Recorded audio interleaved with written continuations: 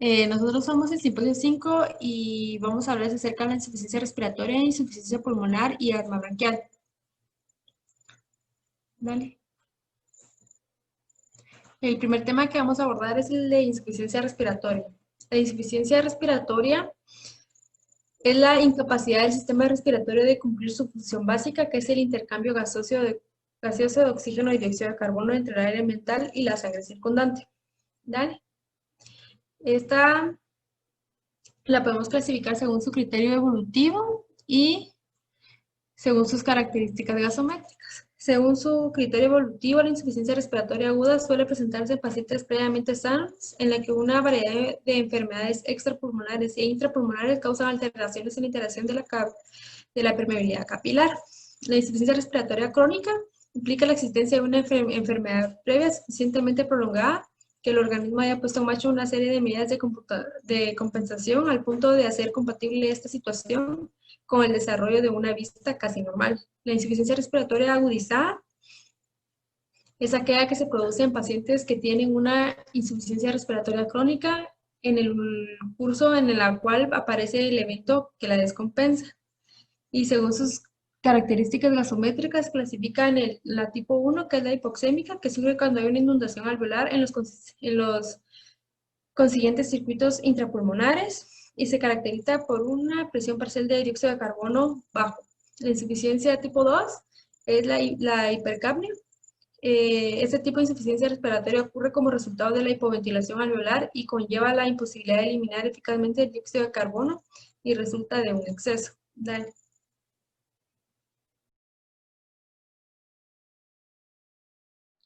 Bueno, dentro de las causas de la insuficiencia respiratoria, esta es consecuencia de una gran variedad de procesos específicos, no solo de origen respiratorio, sino también cardiológico, neurológico, tóxicos y traumáticos. Puede ser provocada por enfermedades respiratorias como tal, cardiovasculares, afecciones nerviosas y musculares, problemas en la columna vertebral, daño en los tejidos y costillas, también por sobredosis de drogas o alcohol. Más adelante se van a describir los mecanismos fisiopatológicos que causan la insuficiencia respiratoria. El cuadro clínico de la insuficiencia respiratoria deriva de una enfermedad base, por lo tanto requerimos cuidadosamente de la historia clínica y un examen físico completo. Los antecedentes son las alergias, principalmente a los medicamentos, una medicación previa, o sea, que el paciente nos indique los medicamentos prescritos y no prescritos que el paciente que toma regularmente. La historia médica pasada, problemas médicos significativos por lo que el paciente recibe cuidados médicos. Los eventos que procedan a la injuria, como por ejemplo el edema pulmonar agudo, que se desarrolla en contexto de una historia de disfunción ventricular izquierda o enfermedad valvular cardíaca. ¿Ya? También tenemos los signos sin síntomas. Está la disnea, correspondiente al síntoma principal que se observa en los pacientes de la insuficiencia respiratoria aguda. Las sibilancias son producidas por obstrucción de la vía aérea asociada a broncoespasmo. La cianosis de la insuficiencia respiratoria aguda se define como un tinte color azulado en la piel y mucosas. Está la tos, que corresponde a un reflejo del sistema respiratorio por irritación de las mucosas y las alteraciones de la saturación de oxígeno. Una disminución por debajo del 90% en los casos de insuficiencia respiratoria aguda. Las alteraciones neurológicas que van desde la confusión hasta el estupor y el coma. Los signos de hipoxemia aguda se relacionan esencialmente con la presencia de trastornos del sistema nervioso central y del sistema cardiovascular.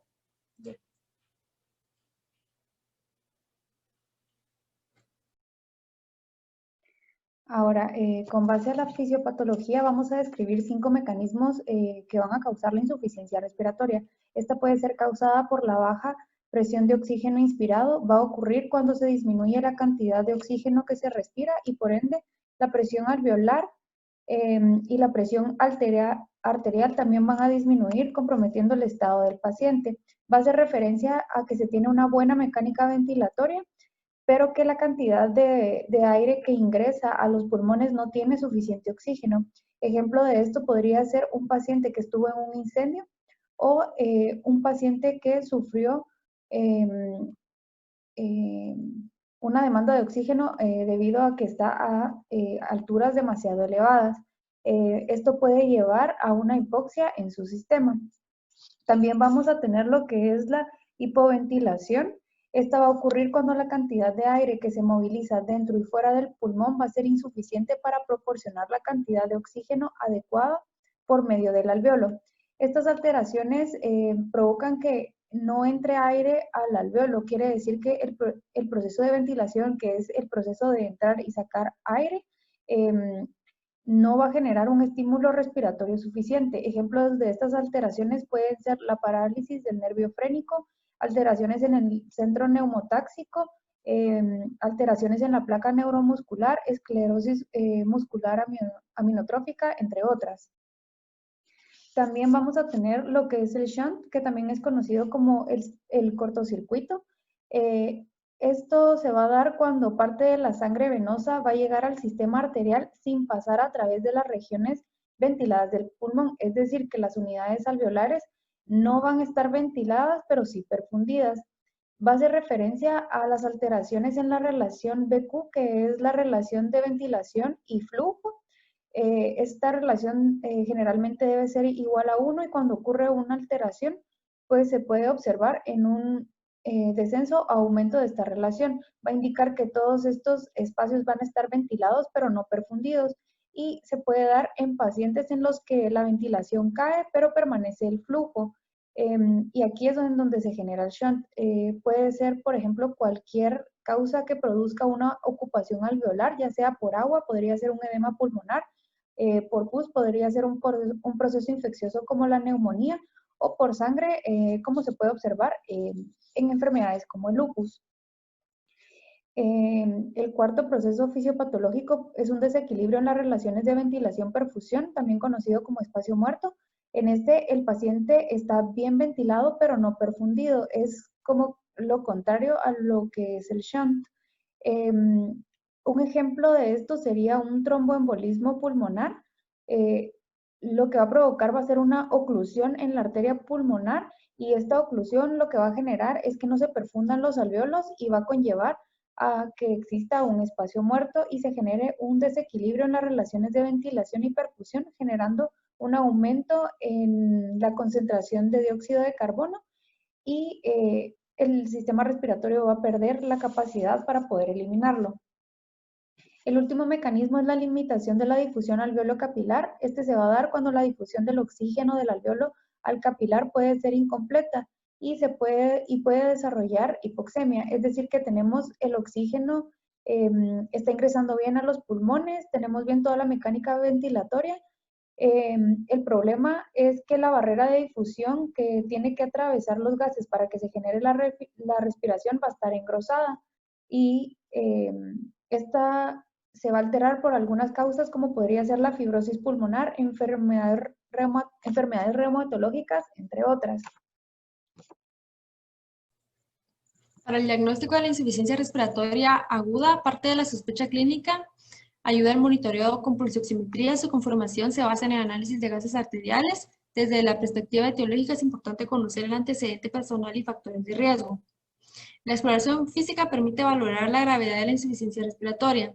En los signos vitales de la insuficiencia respiratoria aguda inicial se presenta taquicardia leve, taquipnea, hipertensión leve, y la insuficiencia respiratoria aguda hipercápnica hay una hipoventilación. En la piel se presenta cianosis, el cuello, el uso de los músculos accesorios, la ingurgitación yugular como la insuficiencia cardíaca congestiva. Los pulmones se observa una sibilancia, una disminución en el murmullo vesicular como en el asma o obstrucciones de las vías aéreas. El corazón, se escucha un tercer ruido o un golpe en la insuficiencia ventricular izquierda. El abdomen, hepatomegalia, ascitis, reflujo hepatoyugular. El estado mental, agitación, inquietud en la insuficiencia respiratoria inicial. También hay somnolencia progresiva como hipoxemia y la hipercapnia. También les voy a hablar un poquito acerca de la pulsioximetría, que esa se basa en un microprocesador que analiza los cambios que suceden en cada sístole en la absorción de la luz infrarroja. recogidos por un fotodetector colocado frente a los diodos emisores. Esta cuantifica la saturación de oxígeno y entre el 96 y el 100% se considera normal y equivale a una presión de oxígeno de 80 a 100 milímetros de mercurio. Una saturación de oxígeno del 94% equivale a una presión de oxígeno de 75 milímetros de mercurio y la saturación del 90% equivale a una presión de oxígeno de 60 milímetros de mercurio. La presión parcial de oxígeno está entre 80 y 100 milímetros de mercurio, se considera normal. Los valores inferiores a 60 milímetros de mercurio se relacionan con la insuficiencia respiratoria. Igualmente, la gasometría arterial logra detectar hipercapnia a presión parcial de dióxido de carbono superior a 45 milímetros de mercurio. Lo que está en amarillo lo definimos como una insuficiencia respiratoria. ¿Pasar? En los exámenes de gabinete tenemos la radiografía, donde la imagen 1 es una radiografía de tórax de un paciente prácticamente normal, y al compararla con la radiografía 2, por lo general las primeras imágenes radiográficas dejan ver opacidades homogéneas, simétricas, difusas, bilaterales, con o sin broncograma aéreo. Después, donde también se destaca el aspecto tan anormal del pulmón como un amplio proceso de ocupación alveolar que abarca los 4 cuadrantes con broncograma aéreo y respetando la periferia. En la imagen radiológica, los vasos pulmonares pierden su nitidez de sus márgenes a medida que el proceso avanza. Estas estructuras se difuminan y la imagen 2 es de una insuficiencia respiratoria aguda crónica.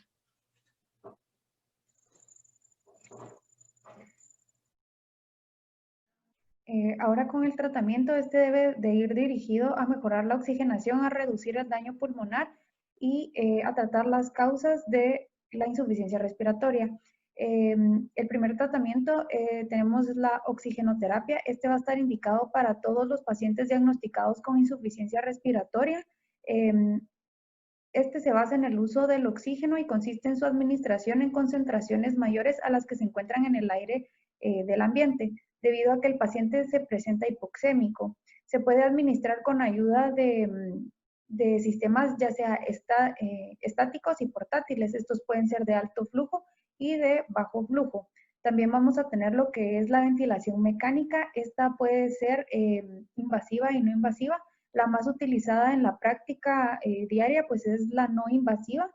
Esta consiste en administrar de forma externa el oxígeno a determinada presión a manera de que entre a los pulmones, pero con la diferencia de que no es necesaria una intubación del paciente como sería en el caso de la ventilación invasiva. La ventilación no invasiva está indicada en pacientes con estado de conciencia, como sería en el caso de una exacerbación de EPOC, un edema pulmonar, una neumonía, y la ventilación mecánica invasiva, esta sí estaría indicada con pacientes que presentan un grado de inconsciencia. Dentro del tratamiento farmacológico vamos a tener lo que es la metilprednisona. Esta es un esteroide sintético que va a reducir la inflamación, va a mejorar la difusión pulmonar y el tiempo de la ventilación mecánica. Esta se va a administrar en dosis de 1 a 2 miligramos dentro de las primeras 72 horas. También vamos a tener lo que es el bicarbonato, 1 gramo cada 6 a 12 horas, si existiera algún caso de acidosis respiratoria. Vamos a tener furosemidas en dosis de 2 a 80 miligramos cada 6 a 8 horas en caso de un edema pulmonar agudo. La albúmina de 1 a 2 miligramos cada 8 a 12 horas si existiera un deterioro en la función pulmonar y cardíaca. Y las acetazolamidas de 250 a 500 miligramos cada 12 horas en caso de un edema producido por medicamentos. Cabe recordar que el tratamiento farmacológico también debe ir dirigido a tratar las enfermedades etiológicas de la insuficiencia respiratoria, por lo que también se pueden administrar broncodilatadores, antipiréticos, analgésicos, medicamentos para elevar la presión arterial, entre otros.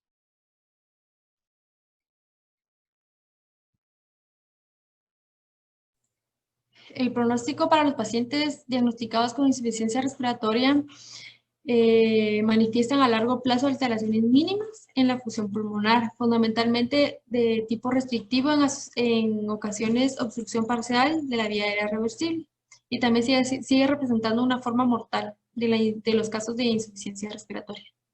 Ya. En cuanto a la incidencia, vamos a tener en esta gráfica una representación gráfica del número de casos por año de la insuficiencia respiratoria. Este sería en caso del año 2019.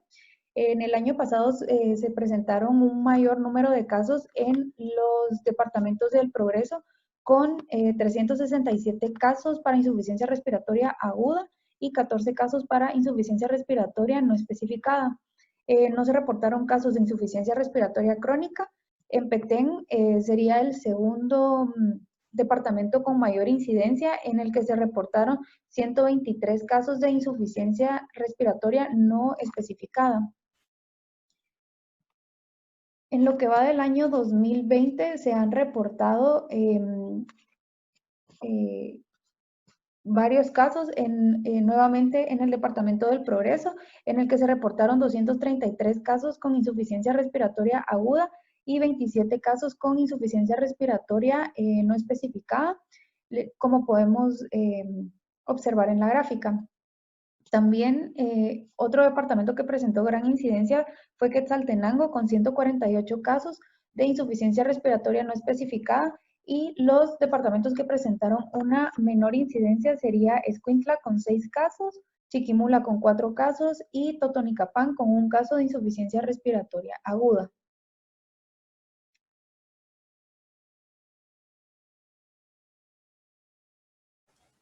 Bueno, continuando con lo que es la insuficiencia pulmonar, siguiente, tenemos que esta es una afección en la cual la válvula pulmonar que está ubicada entre la cavidad inferior derecha del corazón, siendo este el ventrículo derecho, y la arteria que lleva la sangre hacia los pulmones, siendo esta la arteria pulmonar, no funciona adecuadamente. Entonces, esta afección puede interrumpir el flujo sanguíneo que va desde el corazón hacia los pulmones. Entonces es la incompetencia de la válvula pulmonar que desplaza el flujo sanguíneo de la arteria pulmonar hacia el ventrículo derecho durante la diástole. Esta también puede llegar a ser grave, el cual es provocada solo en pacientes que han sido intervenidos por patologías congénitas. Siguiente, por favor. En cuanto a causas y fisiopatología, tenemos que esta válvula pulmonar está típicamente formada por 3 valvas, la anterior, la derecha y la izquierda. Esta válvula se abre durante la sístole, el cual va a permitir la expulsión de la sangre hacia los pulmones, y durante la diástole se va a cerrar, permitiendo que el corazón se llene y se prepara para una segunda sístole. Entonces, lo que se caracteriza por la insuficiencia pulmonar o regurgitación pulmonar, tenemos que es típicamente el cierre incompleto de la válvula, como se pueden ver en esa imagen. Entonces, este cierre incompleto puede ser provocado por, siguiente por favor, por endocarditis infecciosa, como también puede ser provocada por lesiones como la alteración adquirida de la morfología de las valvas, su ausencia congénita, la malformación de la válvula o cardiopatías congénitas. Pero también tenemos que puede ser secundaria a una dilatación del anillo valvular secundaria a la hipertensión pulmonar, que esta es una de las causas más comunes, pero también puede ser atribuido al tratamiento quirúrgico, como es en la tetralogía de Fallot, dilatación idiopática de la arteria pulmonar, o por valvulopatías congénitas. Siguiente, por favor. Como se puede observar acá, se puede observar que los bordes de las línulas o las válvulas están lesionadas, el cual esta lesión puede ser provocada por el proceso patológico cualquiera de los anteriores, el cual puede provocar una inflamación, un engrosamiento, rigidez, rotura o una coaptación incompleta, el cual va a provocar el cierre incompleto y va a provocar la regurgitación hacia el ventrículo derecho, el cual se va a provocar a una alta presión y que esta presión va a ir disminuyendo, siguiente por favor, de manera progresiva durante la diástole que va desde la arteria pulmonar hacia el ventrículo derecho, como se puede ver en esta imagen. Y por último, en la imagen siguiente, esto se va entonces se ve la provocación de una sobrecarga del volumen. Siguiente, por favor.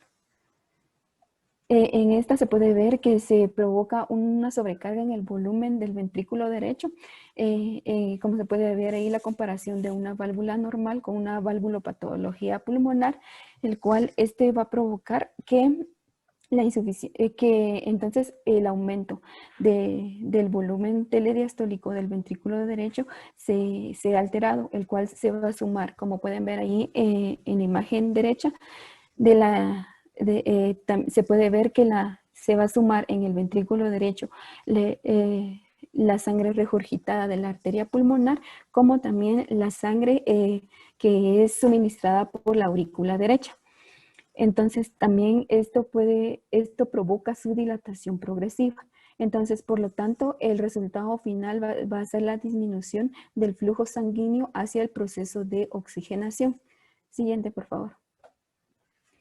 Entonces, en cuanto al cuadro clínico, tenemos que esta patología es comúnmente asintomática, pero en algunas ocasiones vamos a tener y que en unos pocos pacientes presentan signos y síntomas de insuficiencia cardíaca inducidas por la deficiencia de este ventrículo.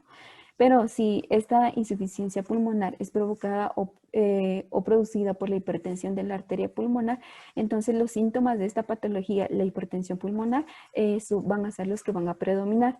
Pero si en dado caso la insuficiencia pulmonar es grave, los síntomas más comunes que representa es fatiga, también puede provocar disnea del esfuerzo, pero también muy raramente puede producir una plétora o timpanismo, el cual está caracterizado por la regurgitación de la sangre, el cual esto ocasiona síntomas de congestionamiento pulmonar y también puede provocar hinchazón en las extremidades inferiores, el cual es causada del resultado del bajo volumen de sangre oxigenada bombeada.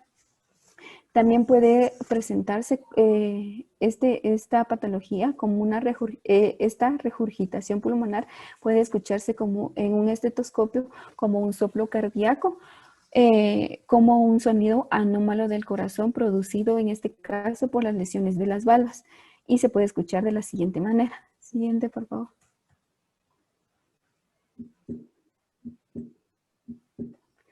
Entonces, este soplo va a ir disminuyendo conforme la presión del ventrículo, del ventrículo derecho va disminuyendo. Bueno, entonces ahora están los métodos diagnósticos. Entonces, en primer lugar está la palpación. Entonces, por este examen lo que se tiene que evidenciar es un ventrículo derecho hiperdinámico con el área izquierda paraesternal, específicamente en el área izquierda paraesternal. Entonces, la arteria pulmonar también tiene que por lo general va a regular pulsaciones sistólicas en el segundo espacio intercostal izquierdo. Bueno, entonces después está la auscultación. Entonces, aquí lo que se tiene que detectar es un desdoblamiento muy amplio del segundo ruido a consecuencia del alargamiento de la eyección del ventrículo derecho. También es posible percibir un chasquido de expulsión sistólica no valvular que se atribuye a la expansión súbita de la arteria pulmonar por el volumen sistólico del ventrículo derecho. Siguiente, por favor.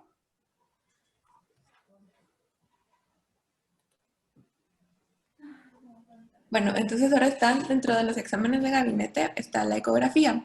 Entonces, inicialmente, en condiciones normales, el eje anteroposterior y la perpendicular del ventrículo izquierdo tienen que ser iguales entre sí, específicamente en la proyección paraesternal, pero tanto en la sobrecarga diastólica, que es por lo que se caracteriza la insuficiencia pulmonar, como en la sobrecarga diastólica del ventrículo derecho, se va a generar una alteración en el índice de excentricidad.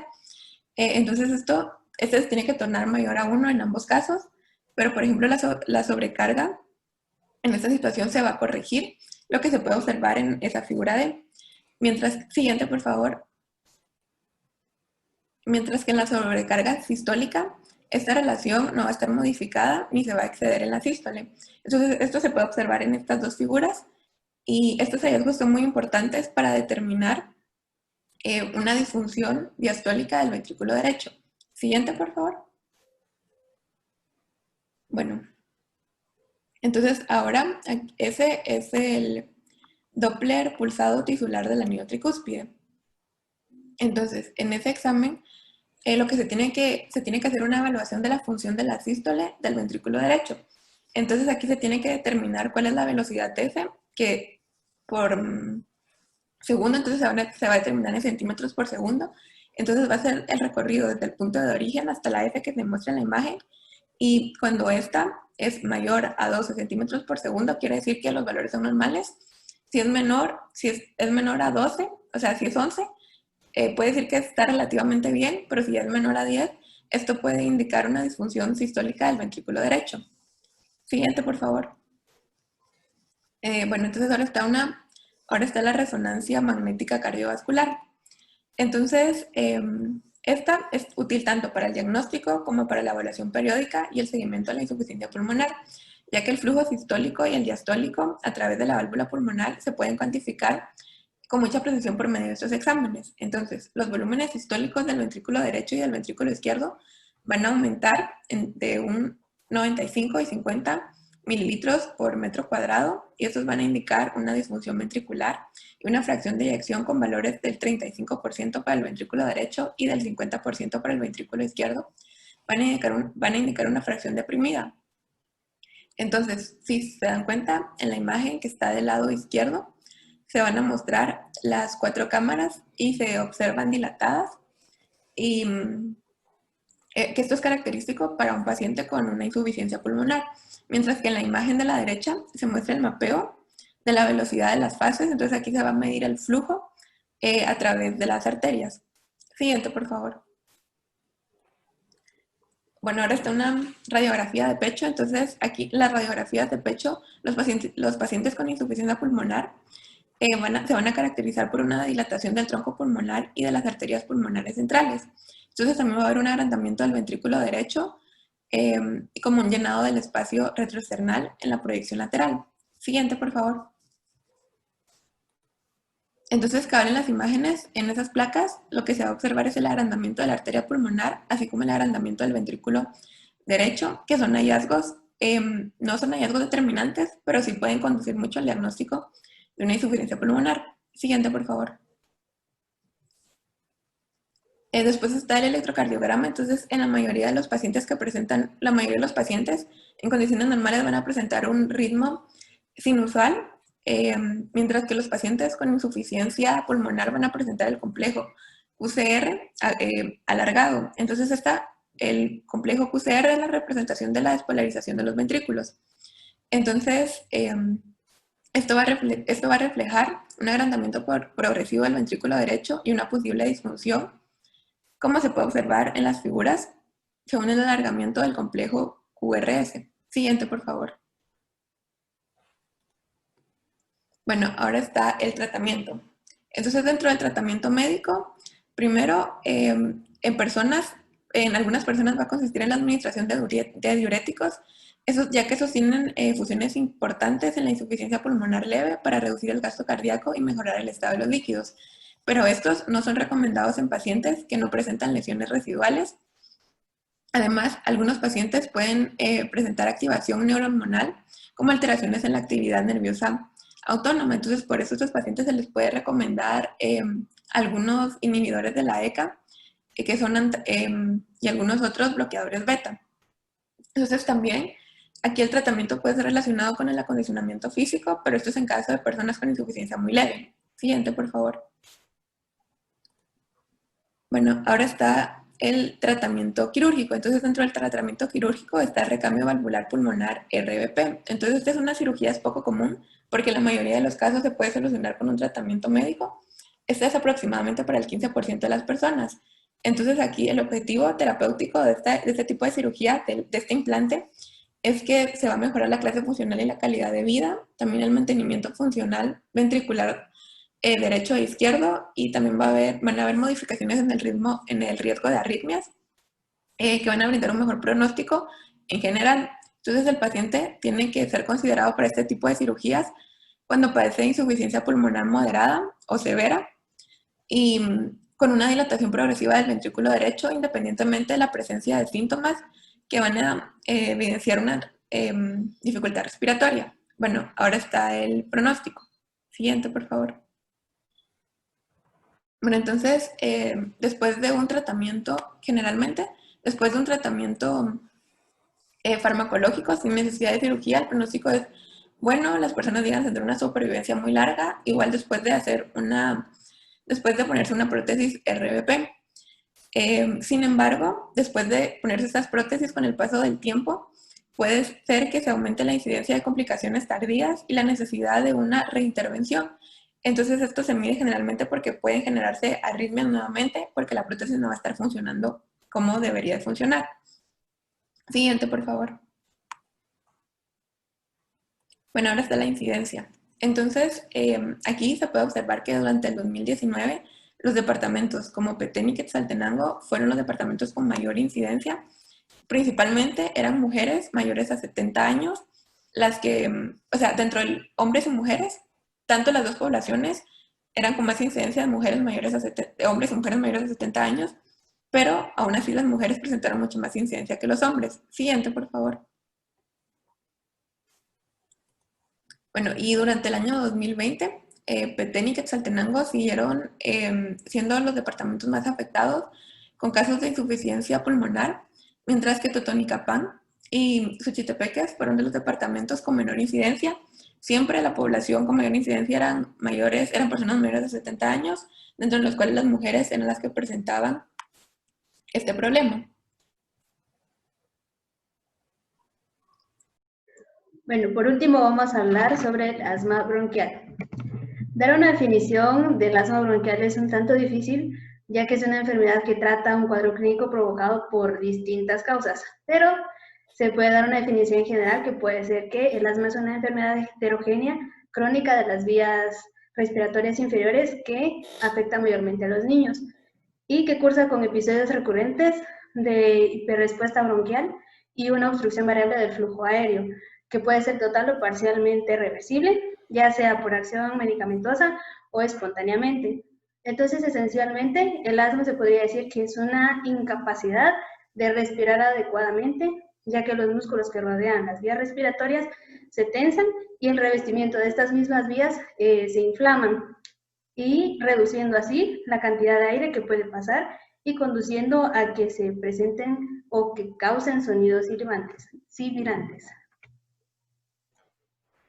Bueno, respecto a las causas del asma bronquial, tenemos dos factores que son los factores endógenos y los factores ambientales. También tenemos elementos desencadenantes. En los factores endógenos podemos mencionar predisposición genética, atopia, hipersensibilidad de las vías respiratorias, género, etnia, obesidad, infecciones virales a edad muy temprana. En estos factores endógenos, la atopia es el principal factor de riesgo para padecer asma. En los factores ambientales podemos mencionar alérgenos en espacios cerrados, alérgenos en espacios abiertos, sensibilizantes de origen laboral, tabaquismo pasivo, infecciones de vías respiratorias, alimentación y el consumo de acetaminofén o paracetamol. En los elementos desencadenantes tenemos los alérgenos, infecciones virales de las vías respiratorias altas, ejercicio e hiperventilación, aire frío, dióxido de azufre y gases irritantes. También el consumo de fármacos como los bloqueadores beta o ácido acetilsalicílico. También por causa del estrés, también por irritantes como es aerosol domésticos y humos de pinturas.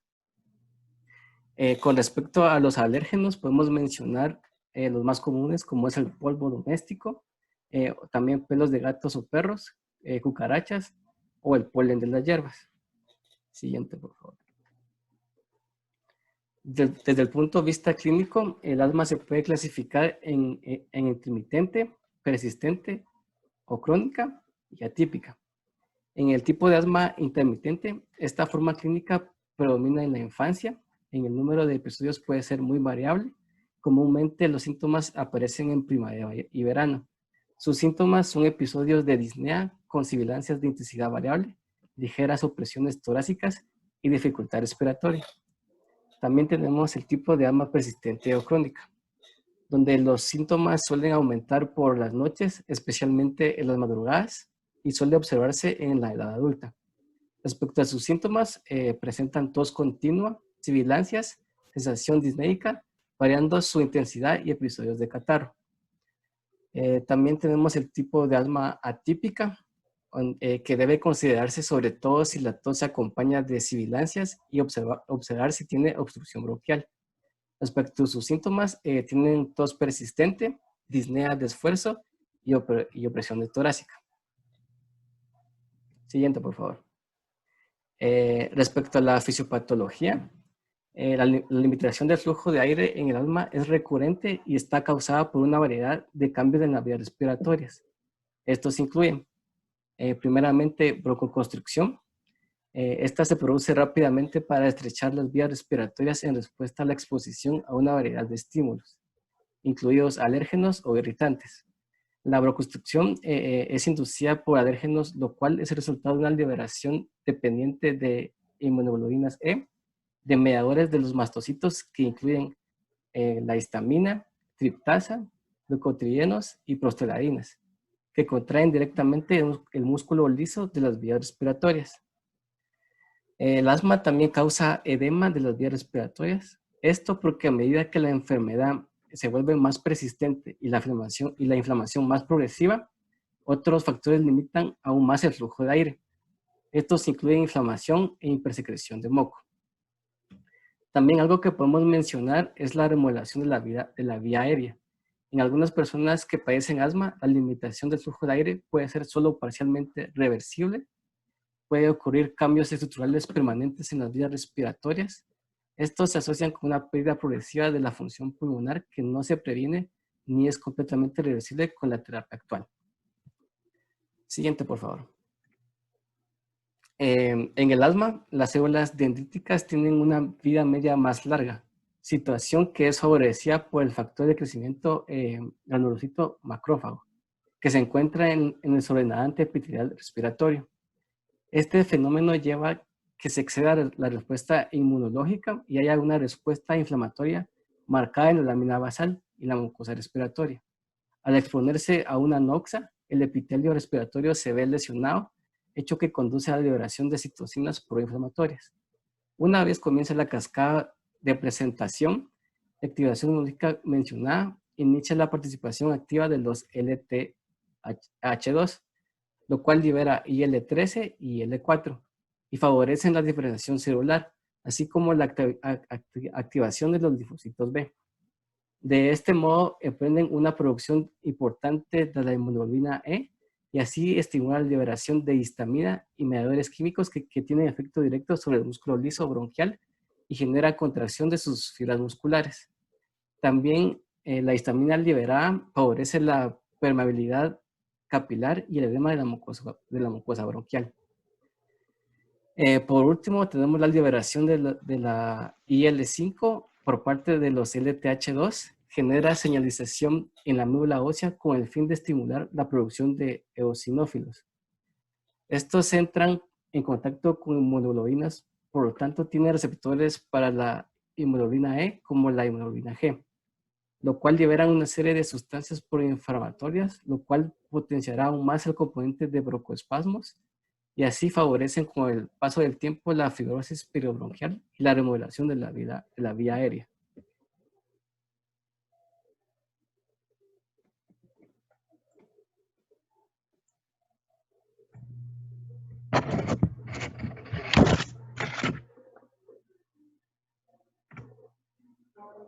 Bien, métodos diagnósticos. Tenemos primeramente el diagnóstico clínico. En este caso, la anamnesis es una pieza fundamental del diagnóstico del asma, en donde los puntos claves para determinar un buen diagnóstico son, primero, la edad de inicio de esta enfermedad, que regularmente es en niños. Segundo, la duración y frecuencia de los síntomas, además de su intensidad. También el patrón de aparición, que puede ser continuo o episódico, también puede ser estacional o perenne. También tenemos la variación a lo largo del día de los síntomas. También la respuesta a los tratamientos agudos para la crisis de asma, si en caso ya los tuvo. También los antecedentes familiares y el entorno en el que se desenvuelve habitualmente una persona. En segundo lugar tenemos la exploración física y el hallazgo físico anormal, más usual que está presente normalmente en el asma, son las sibilancias, las que se determinan por medio de la auscultación. También se determina por medio de este examen físico el alargamiento de la expiración. En el caso de las crisis asmáticas graves, las sibilancias a veces pueden estar ausentes, pero pueden estar presentes la taquipnea, la taquicardia. También la cianosis, dificultades en el habla y también la somnolencia. Puede haber otros síntomas también, tales como la secreción nasal, la sequedad cutánea y la hiperemia conjuntival, pero estas no son específicas del asma. Ahora, exámenes de gabinete. Tenemos, en primer lugar, que estos pueden ser también llamadas pruebas complementarias, miden específicamente la función pulmonar. Es una herramienta simple y fácilmente disponible para la valoración de estas funciones, la cual mide el volumen de aire expirado durante el esfuerzo expiratorio máximo. En los niños se considera más importante la relación del FEV1 con la del FBC, la cual, para determinar o considerar que hay una obstrucción de las vías respiratorias, su valor debe ser menor al 80 o al 85%, mientras que en los adultos únicamente se toma en cuenta que debe ser el valor menor de FEV del 80% para que se considere una obstrucción de las vías respiratorias. En el caso de tener también podemos tener estudios de alergia o pruebas cutáneas. Esta determina la presencia de sensibilización alérgica, ya que estos incrementan tanto el riesgo como la persistencia del asma. Se le realiza a los pacientes que tienen sospecha como a los que ya tienen confirmado el asma. Entonces, en primer lugar tenemos el prick test, que en donde se administra histamina al 1% como control, y una pápula de 2 milímetros de tamaño puede considerarse como positiva para esta prueba. También tenemos la IgE específica. Esta es una prueba cuantitativa muy sensible y pues específica, pero de elevado costo. Sin embargo, se identifica la presencia de anticuerpos frente a los alérgenos más prevalentes en cada edad. Por último, tenemos la Immunocap Rapid, que es una prueba cualitativa de atención primaria. Esta detecta el IgE específica frente a un panel de 10 alérgenos que pueden ser inhalantes o alimentarios.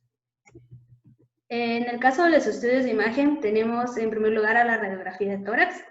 Esta es una prueba que no es de rutina en la evaluación de un paciente con asma, pero se utiliza en pacientes que tengan síntomas atípicos. Y en esto se podrán encontrar, en primer lugar, la insuflación pulmonar, que es lo que se observa en la imagen del lado izquierdo. Se puede observar que los pulmones efectivamente están inflados, más grandes de lo normal. También el aplanamiento marcado del diafragma, eso se observa en la imagen de en medio, que ya no tiene la curva que debería tener el diafragma, sino que ya se acerca más a una línea recta. Y por último también el aumento del grosor de la pared bronquial. Esto se observa en la imagen del lado derecho, en un círculo rojo, que efectivamente se ve un anillo, pero con la pared muy gruesa. Regularmente sí se presenta, pero es más delgada la pared. También podemos tener una tomografía computarizada. En esta se observará tanto la hiperinsuflación pulmonar como el aplanamiento marcado del diafragma. Adicionalmente se observarán las impactaciones mucoides, que estas son manifestadas como opacidades desde los hilos a las periferias. Esto lo podemos observar según las flechas señaladas en el lado inferior izquierdo de la imagen, en donde se observan como unas ramas, y estos corresponden a los bronquios dilatados llenos de moco. Para el tratamiento farmacológico se usan varios medicamentos, sin embargo separamos los más importantes, por lo cual está de primero el Flixotide, que tiene como principio activo la fluticasona, que pertenece a la familia de los glucocorticoides inhalados y sirve para mejorar la función pulmonar, reducir la inflamación y disminuir la hiperactividad bronquial. También tenemos el Airmax, que su principio activo es el salbutamol. Su familia pertenece a la familia de los beta-2 agonistas inhalados y su uso es como broncodilatador para el tratamiento de broncoespasmos del asma. También tenemos el Xolair, que el principio activo es el omalizumab, que pertenece a la familia de las anti-IgE y su uso es que reduce las exacerbaciones, mejora el flujo expiratorio máximo y la calidad de vida. Siguiente, por favor. Aparte del tratamiento farmacológico, se ha investigado formas de tratamiento natural del asma. Entre ellas se encuentra el consumo del aceite de hígado de bacalao, la digitopuntura y el uso de ventosas. El aceite se dice que favorece el tratamiento del asma, ya que sustituye a los fosfolípidos de la membrana celular por lípidos que no se pueden convertir en ácido araquidónico. Al realizar esto, no se forman leucotrienos y prostaglandinas, los cuales no se forman ya que estos influyen mucho en la patogenia del asma. En la digitopuntura es una presión que se ejerce con los dedos sobre ciertos puntos biológicos del cuerpo que prestan diferentes características y tiene como objetivo regular la energía que fluye por los canales bioeléctricos del cuerpo. Y también tenemos el uso de las ventosas, que consiste en extraer el aire ejerciendo una presión negativa con una ventosa que provoca un vacío que absorbe estrechamente la superficie de la piel, generando congestión y estancamiento sanguíneo a través de la absorción. Bien, pronóstico. Para mejorar el pronóstico del asma es importante tanto comenzar con el tratamiento de manera precoz como realizar el diagnóstico, ya que de esta manera pues, se puede prevenir el daño irreversible de las vías respiratorias. En el cuadro que presento acá se presenta una evaluación pronóstica inmediata de un ataque de asma grave, en el que la suma de más de 4 de los parámetros que se presentan acá indicarán que el paciente necesitará hospitalización. Para la incidencia, en este caso presento la gráfica del número de casos reportados distribuidos por departamento en el año 2019, siendo los primeros 3 los más afectados, el primero siendo el departamento de Guatemala, con un total de casos de 9.967, el departamento del Petén, que representó la cantidad de 6.988 casos, y en el tercer lugar, Jutiapa, que tuvo una presencia de 4.234 casos.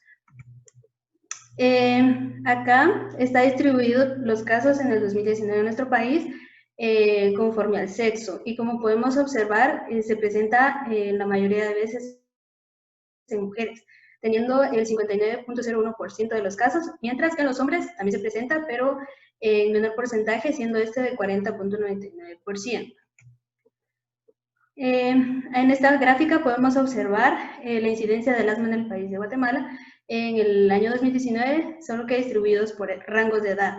Y se puede observar que la edad en la que más se presenta esta patología es en los niños, que tienen de 1 a 4 años, representando el 22.2% del total de los casos. Y nosotros fuimos del simposio número 5 y muchas gracias por su atención.